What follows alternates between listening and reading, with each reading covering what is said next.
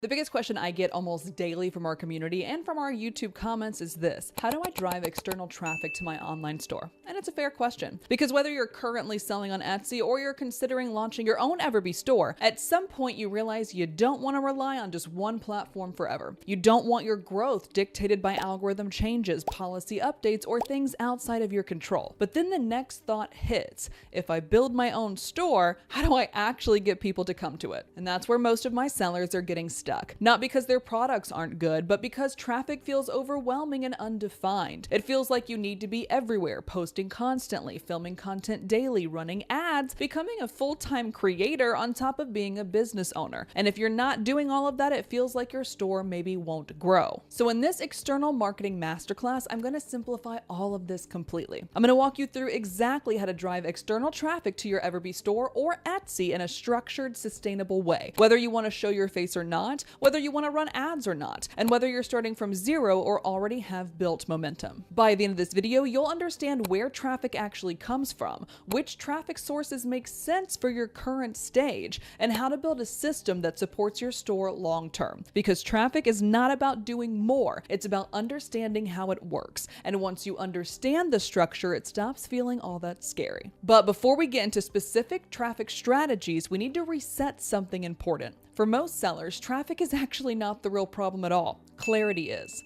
When someone tells me I just need more traffic, what I usually see underneath that statement is unclear positioning. It's a store trying to serve everyone. It's products without a defined outcome. It's messaging that sounds generic instead of specific. And here's the uncomfortable truth: more traffic does not fix confusion. It just amplifies it. If 100 people see your store and don't clearly understand who it's for or why it's different, they'll leave. And then if 10,000 people see that same unclear store, the result is the same, just larger. Traffic only works when clarity exists first. So you need to know exactly who your customer is, what problem they're actively trying to solve, what they've already tried that didn't work, and what success actually looks like for them. When someone lands on your store, they should immediately think, this is for me. That level of specificity changes everything. It makes content easier to create. It makes word of mouth easier because people can actually explain what you do. It makes partnerships easier because your positioning is clear, and it makes traffic convert faster instead of bouncing. This is one of the reasons EverBee Store is so powerful. When you move beyond just listing products on a marketplace and start building your own structured storefront, you're building with intention. You're defining a brand. You're thinking about messaging. You're thinking about your customer journey. You are no longer just relying on a search engine to do the heavy lifting for you. Traffic should amplify clarity. It should not compensate for the lack of it. And once that foundation is in place, the strategies we're about to cover in this video become simple systems instead of overwhelming tactics. So now that we've established that clarity comes first, let's talk about traffic itself. One of the biggest reasons traffic feels overwhelming is because most sellers think of it as just one giant undefined thing. They think traffic means social media or ads or potentially going viral. But in reality, traffic is not one thing. It's an ecosystem. And once you understand the types of traffic categories, it becomes much easier to decide what makes sense for you. There are 3 primary types of traffic that apply to a successful e-commerce marketing strategy. First, there's owned traffic. Owned traffic is any audience that you can reach without asking permission from an algorithm. This includes your email list, SMS list, and most importantly, your current customers. If someone has already purchased from you, subscribed to you, or opted into something that you created, that is owned attention. If every social platform disappeared tomorrow, owned traffic is what you would still have. It's stability, it's predictability, and it's how you launch without panic and sell without ever going viral. Secondly, there's organic traffic. Organic traffic is visibility you don't directly pay for. This includes search-based discovery like Etsy search, Google, Pinterest, and YouTube. It also includes word of mouth like referrals, testimonials, UGC, social tagging, and even physical exposure like pop-ups or local events. Organic traffic works best when someone is kind of already looking for a solution or when someone they trust introduces them to you. It's intent-driven and relationship-driven. And third, of course, there's paid traffic. Paid traffic is when you quite literally pay to accelerate visibility. Etsy ads, Meta ads, Pinterest ads, creator whitelisting, these amplify what's already working. They do not, however, fix unclear positioning or weak listings. They scale clarity instead. Now here's the key. You do not need to master all three of these at once. In fact, trying to do everything at the same time is the fastest way to burnout and feeling scattered. A healthy, sustainable setup looks something like this instead. One primary traffic source,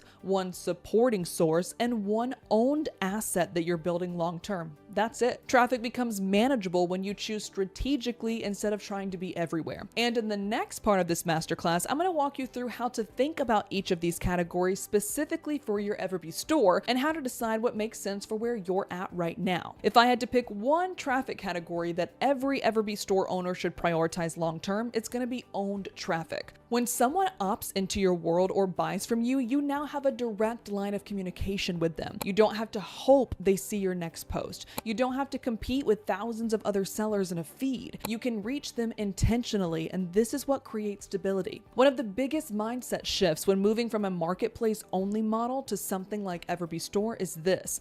You're no longer trying to make one sale. You're building an asset, and assets are built through relationships. Next, let's break down owned traffic into two parts. First, your current customers. Most sellers stop marketing the moment the order ships, but your existing customers are your easiest source of traffic. They are the most likely to buy again, the most likely to leave a review, and the most likely to refer someone else. Instead of thinking transactionally like, they bought, great, I want you to start thinking sequentially. What makes sense for them next? If they bought product A, what logically comes after that? A bundle, a variation, a refill, a reorder, a seasonal version? When every purchase points to a clear next step, traffic compounds. Second is your email list. Social media is the top of your funnel, but email is where relationships deepen. This doesn't have to be complicated. A simple opt-in that gives someone a fast win, like a guide, a checklist, a decision helper, a discount, can move someone from casual browser to long-term buyer. And here's the key. Your opt-in should reduce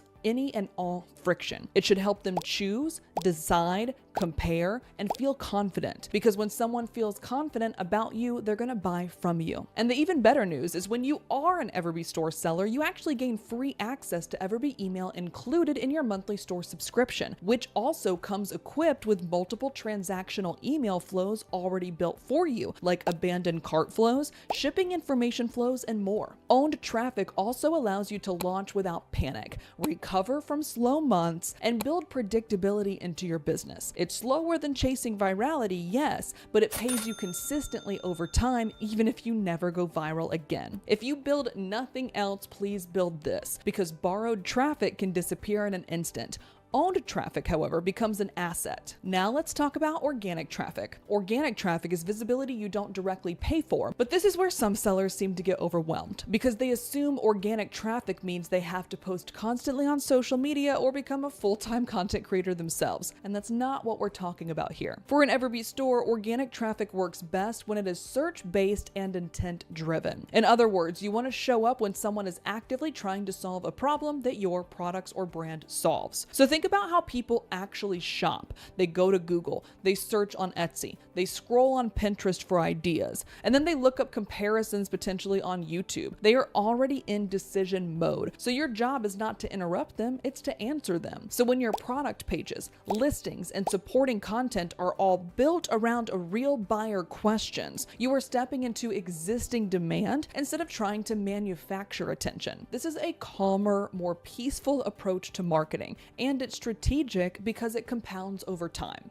Beyond search, however, organic traffic also includes product in use visibility. Showing your product in real-life context builds trust quickly. A product on a desk, being worn, being gifted, being packaged, being compared to other things. This reduces doubt, and organic traffic converts when it helps someone choose, decide, compare, understand, or feel confident overall. Word of mouth also lives inside organic traffic, but word of mouth does not happen by accident. It happens when your product is clearly defined and easy to explain. So if a customer can describe what changed for them in one sentence, that spreads. If your product is tied to identity, emotion, or a specific moment, that also spreads. But if your positioning is vague, it becomes forgettable. Organic traffic simply rewards clarity and consistency. A Pinterest pin can live for months. A YouTube tutorial could rank for years. A well-optimized product page can quietly bring in buyers every day without you ever posting something new. You do not need intensity in organic, but you need intention. For most sellers, launching an EverBee store combining organic traffic with owned traffic is more than enough to build the momentum before you ever consider laying in ads. But on that note, let's next talk about paid traffic. Paid traffic is when you pay to put your products in front of the right person faster. But here's the most important thing to understand. Paid traffic does not fix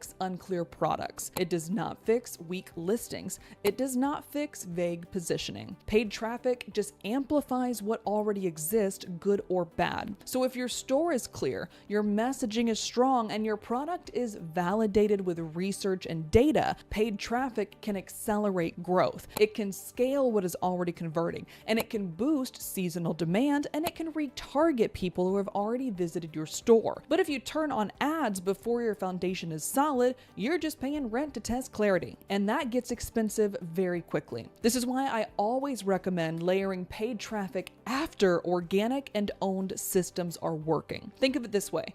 Owned traffic builds stability, organic traffic builds visibility, and then paid traffic builds speed, and speed only works when direction is clear. For many sellers launching an EverBee store, paid traffic is definitely not step one. It might not even be step two. It becomes powerful when you have a hero product that already converts, clear messaging, social proof, and a defined customer. And at that point, your ads become a strategic tool, not a gamble. And when used correctly, they allow you to scale intentionally instead of relying on platform algorithms or hoping something goes viral. Paid traffic is not required to succeed with an e-commerce store, but when the time is right, it can always be a multiplier. So now that you understand the three categories, owned, organic, and paid, the next question becomes, where do I start? Because knowing the options is helpful, but choosing incorrectly is actually what creates burnout. Traffic should match your season of business. So if you are just launching your EverBee store, your focus should be on clarity and validation. At this stage, organic search and simple product and use visibility could be powerful. You want to make sure that your product is positioned clearly,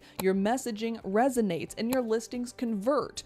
Pair that with starting your owned traffic, even if it's just a simple email opt-in, and you are building correctly. However, if you are in a growing stage, meaning you already have sales and proof, this is where owned traffic becomes even more important. You begin building repeat purchase pathways. You create sequencing between products. You nurture your audience intentionally. Organic continues, but now it's more refined. You're repeating what works instead of trying new platforms every week. And thirdly, if you're in the scaling stage, meaning you have a clear hero product, strong positioning, and consistent conversions, paid traffic can then easily be layered on top, not to test if your product is good enough, but to scale what's already been proven. Most sellers get into trouble because they try to operate in the scaling stage before they've ever built the foundation. You do not need every traffic source. You need one primary focus, one supporting source, and one long-term owned asset. That is it. When you simplify it this way, traffic stops feeling like a chaotic list of tactics and starts feeling like a structured growth plan. And that's the difference between hoping your EverBee store grows and engineering it to grow. Now, let's spend the rest of this masterclass making this practical, because understanding the traffic categories is helpful, but what actually builds confidence is knowing what you can do this week to start seeing movement. So instead of keeping this theoretical any longer, I want to walk you through one immediate action inside each category that can drive revenue or visibility right away. Let's start first with owned traffic, because this is the fastest path to revenue. Your existing customers are your lowest hanging fruit. They already trust you, they've already pulled out their credit cards, and yet most sellers stop communicating the moment the order ships. So if you want immediate traction and traffic, look at your last 20 to 50 customers and ask yourself a simple question. What would logically make sense for them next? If someone bought a single product, is there a bundle? A variation, a complementary item, a seasonal update? Instead of treating purchases as isolated transactions, think in terms of sequencing. When product A naturally leads to product B, revenue compounds without needing new traffic. You can send a simple follow-up email or message that says something along the lines of, "If you loved blank, I wanted to show you something that pairs perfectly with it." This does not require a complicated funnel, it just requires intention and attention. Often you do not not need more traffic. You just need to better leverage the traffic that you've already paid for. Now let's move on to organic visibility, specifically social media and search-driven content. If your posts are not generating sales or leads, it's usually because they're too broad or they're too generic. Content that converts is decision-focused. Instead of simply showing your product, create content that helps someone choose. For example, you could create a comparison between two variations and ask which one they would choose. You could share a short piece of content that addresses common mistakes people make when selecting a product in your niche, and you could create a before you buy this, read this style breakdown that removes confusion and builds confidence for them. When you shift from trying to entertain to trying to reduce friction, conversions increase. Buyers act when they feel informed and certain that you're the right person to go with. And if you don't want to show your face, that's completely fine. Film your product being used, film it being packaged, show a size comparison, show how it fits into real life. Hire creators like myself to show your product for you. And on that note, let's move on to talking about partnerships and creator collaborations, because this is one of the fastest ways to borrow trust instead of building it from scratch. Most sellers approach this completely incorrectly. They send generic outreach asking for exposure, and that rarely works. Instead, identify 5 micro creators whose audience clearly overlaps with your ideal buyer type. Relevance is going to matter far more than a follower count here. When you reach out, keep it simple but specific. Explain why you believe your product would resonate with their audience. Offer to send it with no pressure. When creators genuinely connect with a product, they create content that feels natural and trustworthy. And then that content can then become social proof, repost material, and even future ad creatives. Creator partnerships feel like word of mouth, and word of mouth consistently converts better than cold advertising. And if you want to work with UGC creators, you don't actually have to pay for their audience at all. I myself receive products from clients all the time. I have one right here actually. One second. There we go. So I create videos for this product and then give it to my client for them to then put into their marketing strategy, which allows you to be a little bit more price conscious on budget. Or UGC creators might simply just be in need of your product and they're willing to exchange content for free. Finally, let's talk about content creation, because many sellers are overcomplicating this process. Instead of thinking like a content creator chasing trends, think like someone answering questions. Social media platforms have become heavily search-driven over the past 5 years. People actively type in what they want to learn or compare. Create simple videos addressing those queries. For example, explain how to choose the right product in your category. Compare 2 options, break down whether something is worth it, and address objections directly. You don't need to dance. You don't need to post daily. You need clarity and consistency. Even 2 to 3 intentional pieces of content per week built around real buyer questions can start driving traffic back to your e-commerce store. The goal here is not intensity, it's structured execution. Because when you take one action in each of these areas, you stop feeling stuck and you start building momentum. So if you take nothing else away from this masterclass today, please take this. Traffic is not something you hope for. It's something you intentionally drive. You now understand that traffic fits into 3 simple categories: owned, organic, and paid. You also understand that you don't need to master all of them at once. And you further understand that clarity comes first and then amplification becomes second. Most sellers stay stuck because they're waiting to feel ready to even start this process. They're waiting to know everything about marketing before they launch their store. They're waiting until traffic feels guaranteed. But traffic is never guaranteed on any platform. What is guaranteed is this: if you build something clear, structured, and intentional, and if you consistently show up in the right places where your people are already at, growth becomes predictable. And that's the entire reason the EverBee store exists. It's not just about having another place to list products. It's about building an asset. It's about building something you control. It's about having the ability to create owned traffic, leverage organic discovery, and layer paid strategies when you're ready, instead of relying on a single marketplace to dictate your ceilings. You don't need to be everywhere. You don't need to go viral. You don't even need to run ads on day 10. You need clarity. You need structure. and you just need to start. Because the sellers who win are not the ones doing the most, they're the ones building the right systems. So if you've been hesitating to launch your EverBee store because you weren't sure how traffic would work, I hope this gives you the confidence to see that traffic is not the barrier. But if you are looking to go even deeper from this today, I also did a 2-part live training series on these 3 traffic drivers, but also covered 3 additional traffic drivers and answered questions about external marketing from live audience members just like yourself. So if you're wanting to go deeper down the external marketing rabbit hole, I'll link part 1 of that live training series above my head and see you guys over there next.